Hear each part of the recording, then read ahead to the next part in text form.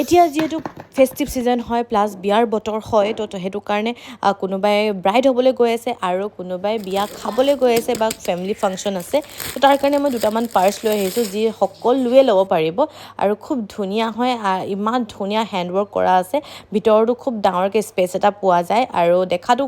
একেবাৰে প্ৰিটি লাগিছে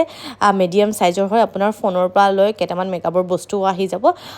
একেবাৰে এফৰ্ডেবল হয় এই বেগটো যদি আমি বজাৰত বা টাউনত কিনিবলৈ যাওঁ বহুত বেছি প্ৰাইচ হৈ যায় ছেকেণ্ডটো হৈছে এয়া খুব ধুনীয়া মই দুটা ডিফাৰেণ্ট লুকত লৈ আহিছোঁ ছেকেণ্ডটো হৈ গৈছে এয়া এইটো ইমান ধুনীয়া প্ৰিটি সেইটোতকৈ অলপ ডাঙৰ হয় আৰু ইয়াৰ ষ্টাইলটোও অলপ বেলেগ ইয়াত দুটাতে মানে দীঘল চেন ছিষ্টেম আছে যিটো আপোনালোকে দীঘল কৰি ল'ম বুলি ক'লেও ল'ব পাৰে আৰু ইয়াত সৰু এটা আছে দীঘল এটা আছে সৰুটোত